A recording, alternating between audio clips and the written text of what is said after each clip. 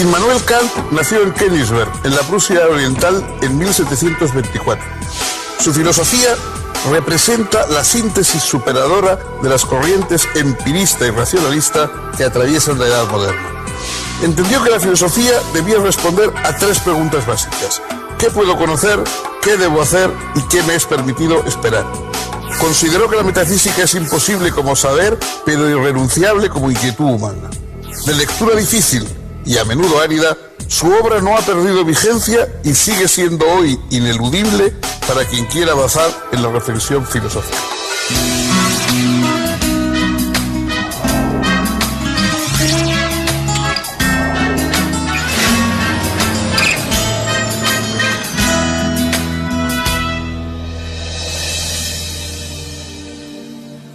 ¿Qué tal, amigos? Bienvenidos. En la historia de la filosofía hay personajes originales, pensadores de vida extraña, gente que se ha salido de todos los cánones académicos o incluso sociales, pero también hay el caso contrario, el caso de una especie de profesor de filosofía prototípico.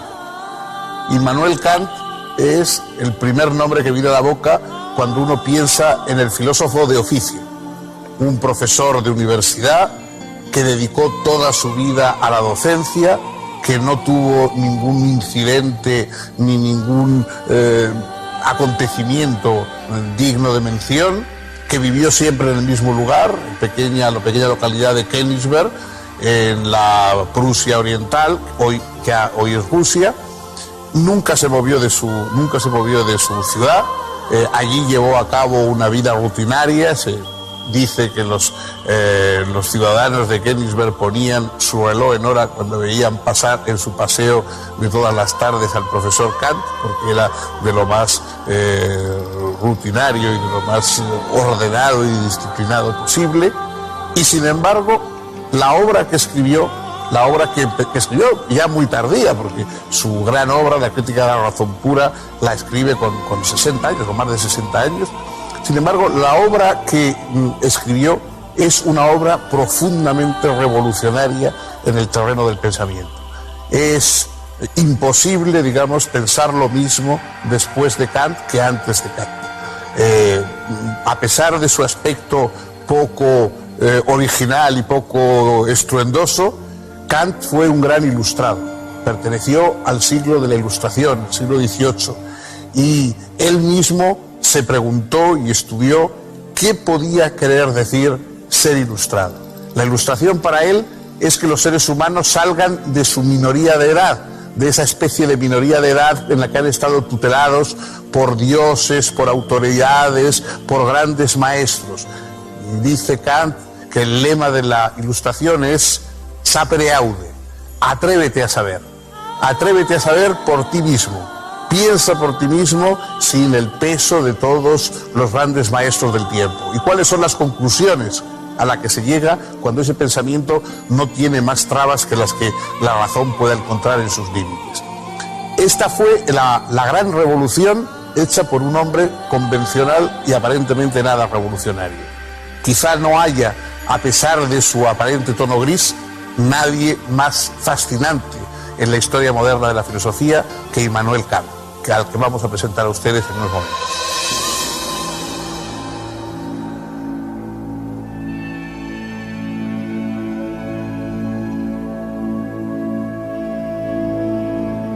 Immanuel Kant era de origen humilde. Su padre fue talabartero y solo con enormes sacrificios pudo afrontar los gastos de la educación de su hijo. Pero Immanuel mostró enormes condiciones intelectuales y no tardó en encontrar benefactores que le permitieran continuar sus estudios en los niveles superiores. Estudió lógica, metafísica, ciencias naturales, geografía y teología en la Universidad de Königsberg. Al completar sus estudios, se empleó como preceptor en un par de familias nobles y luego ocupó una plaza de ayudante bibliotecario. Para esa época ya había escrito algunos textos que le fueron dando prestigio académico. Dictó un número enorme de cursos acerca de materias muy variadas. Era un profesor excelente además de un lector voraz y apasionado. Sus escritos siguieron apareciendo y llamando la atención.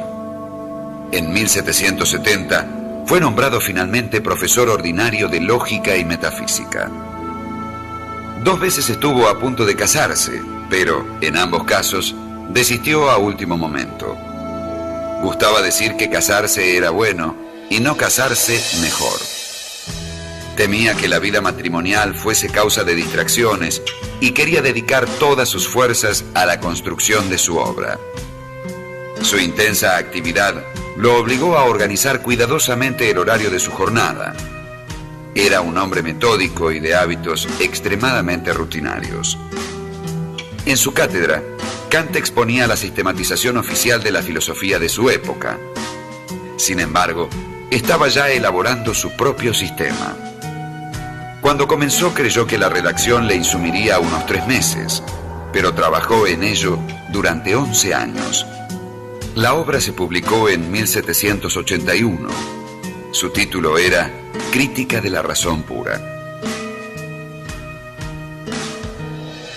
Uno de los temas más debatidos en la filosofía a partir del comienzo de la modernidad es el si recibimos todo lo que sabemos, todo lo que podemos conocer, lo recibimos por medio de nuestros sentidos, o hay algún elemento innato en nosotros, hay algún elemento, digamos, que esté antes, previo a la aportación de los sentidos. Este ha sido el gran tema de debate. Los empiristas más o menos anglosajones como Locke, Hume, etcétera, optaban radicalmente por que todo nos venía como datos de la experiencia.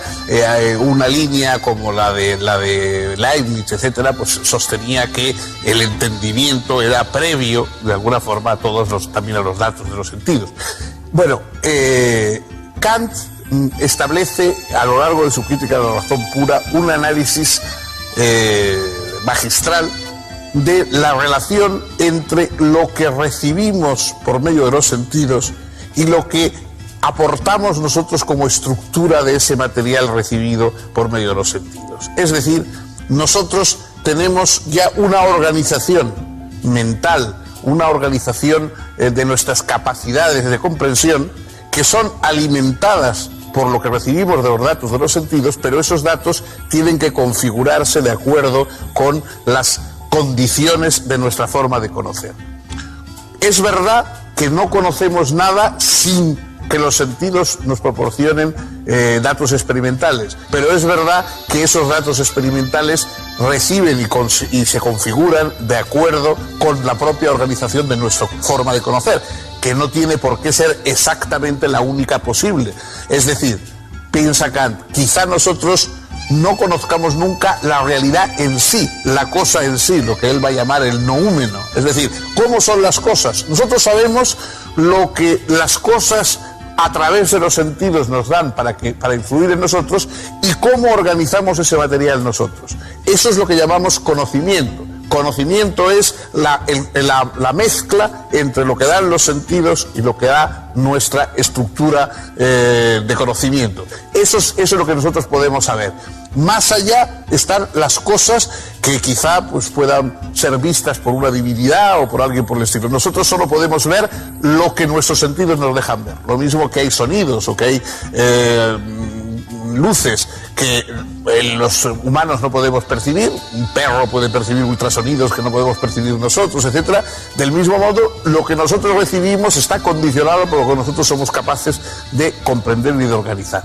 Esa teoría cognoscitiva que resuelve una polémica de siglos es quizá la mayor aportación en el terreno de la epistemología de Immanuel Kant.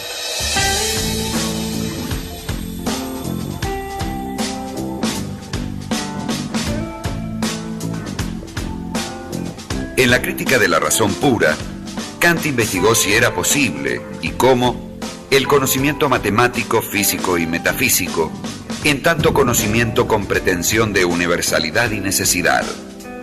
Según él, no debemos considerar el conocimiento desde sus objetos, sino, inversamente, los respectivos objetos desde las condiciones que hacen posible nuestro conocimiento de ellos. Kant llamó a esa inversión giro copernicano, por analogía con el audaz gesto de Nicolás Copérnico que, en vez de considerar que el Sol giraba en torno a la Tierra, pensó a ésta girando alrededor del Sol. Realizar este giro copernicano me permite darme cuenta de que los objetos no son realidades independientes de mí. De hecho, la percepción de un objeto no es una recepción pasiva, sino una actividad. El objeto es constituido por el sujeto como cierta unidad sintética de muchas percepciones. Esta actividad sintética ejercida por el sujeto es lo que hace posible el objeto. El objeto es constituido, pues, por el sujeto a partir de los datos de la intuición sensible. Pero solo en cuanto a objeto, no en cuanto a la cosa que sea en sí. Por eso, Kant introduce la distinción entre fenómeno y noumeno. Fenómeno es la cosa en cuanto a objeto para un sujeto. Noumeno es la cosa considerada en sí misma, sin relación con ningún sujeto. Solo lo que es fenómeno puede ser objeto de conocimiento científico. Ahora bien, los presuntos objetos de la metafísica, el alma, el mundo y Dios, no son fenómenos de nuestra experiencia, puesto que no se apoyan en intuición sensible alguna. La metafísica, pues, carece de cientificidad, supone un uso inadecuado de la razón e implica razonamientos sofísticos. Pero las ideas metafísicas no surgen, sin embargo, arbitraria o caprichosamente, sino que se originan en la estructura misma de la razón, según Kant. La razón tiende siempre a subordinar cada condición a una condición más general y tiende, así, a establecer sintéticamente una condición incondicionada por horror al progreso al infinito. Esta ilusión trascendental no cesa jamás, pues es natural e inevitable. De tal modo, nunca podremos conocer los presuntos objetos de la metafísica, pero tampoco podremos dejar de preguntarnos acerca de ellos. La metafísica, según Kant, es imposible como ciencia, pero es ineludible como tendencia inherente al hombre.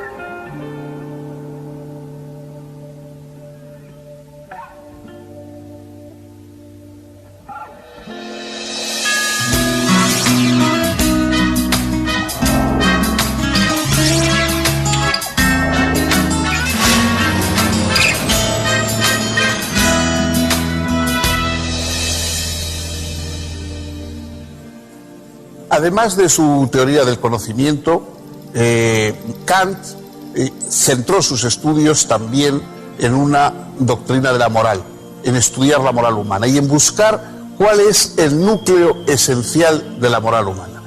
La moral está relacionada con la acción, con la actividad. Nosotros no somos dueños de todas las consecuencias de nuestras acciones, es decir, estamos viendo permanentemente que hacemos cosas cuyos resultados son opuestos o por lo menos diferentes a lo que habíamos buscado. Entonces eso nos puede inhibir y decir, bueno, ¿para qué voy a intentar yo realizar tal o cual cosa si luego sus resultados van a ser muy distintos? Kant piensa que lo práctico y lo verdaderamente moral en cada uno de nosotros es la buena voluntad. Lo único que nosotros no podemos renunciar es a tener buena voluntad. Es decir, si yo actúo con buena voluntad, sean cuales sean las consecuencias, nadie me puede reprochar moralmente nada. Pero ¿en qué se basa la buena voluntad moral? Toda la moral está formada por imperativos, es decir, por órdenes. Hay que hacer esto, hay que hacer aquello, hay que evitar aquello o hay que no hacer aquello otro. Estos imperativos están en toda nuestra vida. Constantemente estamos dándonos órdenes, digamos, a nosotros mismos de acuerdo con lo que queremos hacer. Hay imperativos, digamos, condicionales, es decir, de acuerdo a algún proyecto, algún objetivo que tenemos. Si yo quiero coger un avión que sale muy temprano, debo levantarme temprano. Entonces, el imperativo es que debo levantarme temprano si quiero tomar ese avión, si no, no hace falta que me levante. Lo verdaderamente moral serían unos imperativos que no estuvieran condicionados por nada más que porque somos seres humanos. Que nuestra condición humana condicionase, obligase a determinados imperativos. Y este imperativo entonces que todos deberíamos asumir solo por ser humanos, es decir, por ser racionales, Kant lo expresa de varias maneras, pero el conjunto, el centro es que cada uno de nosotros actúe de acuerdo con una máxima que pueda desear que se convierta en ley universal para todos. Es decir, que si yo voy a actuar de un modo, pueda decir, ojalá todo el mundo puesto en estas condiciones actuase de esta misma manera que voy a actuar yo. ¿Qué quiere decir eso? Que así obtendremos que todos somos fines, que todos somos objetivos y no simplemente instrumentos en manos de otros. Si yo, cuando voy a hablar a alguien, digo la verdad, puedo decir tranquilamente, deseo que todos los seres humanos en mismas condiciones digan la verdad. Si miento, no puedo convertir ese principio en ley universal, porque yo no quiero que me mientan a mí. Yo deseo mentir para obtener una ventaja, pero no deseo que los demás puestos en esas mismas circunstancias me mientan, porque si no el lenguaje sería imposible. Eso no se puede convertir entonces, la mentira no puede ser base de moralidad, porque es imposible convertirla en ley universal, a diferencia de la verdad que sí puede serlo. Y así ocurre con todos los demás principios. El principio verdaderamente moral es aquel que puede convertirse, que yo puedo desear que sea un principio, una ley universal para todos los demás. Y en ese sentido, los seres humanos nos reunimos en ser fines unos para otros, en estar todos en ese mundo igual de los fines y no ser ninguno instrumento, herramienta en manos de los demás.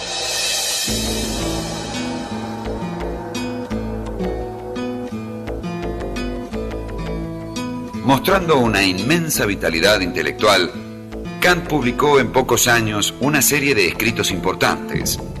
Los prolegómenos a toda metafísica futura en 1783. La fundamentación a la metafísica de las costumbres en 1785. Los primeros principios metafísicos de la ciencia natural en 1786. Y la crítica de la razón práctica en 1788. En esta, Kant se propuso fundar una ética racional y autónoma que se apoyase solamente en la razón y que no dependiera de inclinaciones subjetivas. En este sentido, lo primero que Kant descubrió es que no hay prácticamente nada que pueda ser llamado bueno absolutamente, a no ser una buena voluntad. Y solo es buena una voluntad que actúa por respeto al deber. Kant desarrolló sus ideas éticas como el resultado lógico de su creencia en la libertad fundamental del individuo. No consideraba esta libertad como una libertad no sometida a leyes, sino más bien como la libertad del gobierno de sí mismo, la libertad para obedecer en conciencia las leyes del universo, tal como se revelan por la razón. En 1790 publicó la tercera de sus críticas, la crítica del juicio o crítica de la facultad de juzgar, obra en la que analizó la facultad racional de subsumir lo particular en lo general y hallar lo general en lo particular. Se ocupó allí de estudiar el juicio estético y el juicio teleológico. En 1793, Kant hizo conocer su obra La religión dentro de los límites de la mera razón, que le valió una amonestación por parte del emperador prusiano Federico Guillermo en persona. Se le reclamó una retractación respecto de su filosofía religiosa si quería evitar dolorosas consecuencias. Kant no autorizó ninguna modificación en su escrito, pero se comprometió de allí en adelante a no hablar de religión, al menos mientras el emperador viviese. En 1795 publicó La Paz Perpetua, obra en la que abogaba por el establecimiento de una federación mundial de estados republicanos. Y en 1797, La Metafísica de las Costumbres, donde expuso su teoría jurídica y política. Kant creía que el bienestar de cada individuo debía ser considerado en sentido estricto como un fin en sí mismo, y que el mundo habría de progresar hacia una sociedad donde la razón obligaría a todo legislador a crear sus leyes de tal manera que pudieran haber nacido de la voluntad única de un pueblo entero y a considerar todo sujeto, en la medida en que desea ser un ciudadano, partiendo del principio de si ha estado de acuerdo con esta voluntad. En 1798, al haber fallecido Federico Guillermo y ocupar el trono su hijo Federico Guillermo II, Kant se sintió liberado del compromiso asumido respecto de sus opiniones religiosas y publicó El conflicto de las facultades, en el que estudiaba los límites mutuos de las ciencias y la relación entre la filosofía y la teología. Poco tiempo después, el 12 de febrero de 1804, mientras seguía trabajando en una reformulación de su filosofía, Immanuel Kant falleció en la ciudad que tanto amaba y en la que vivió toda su vida.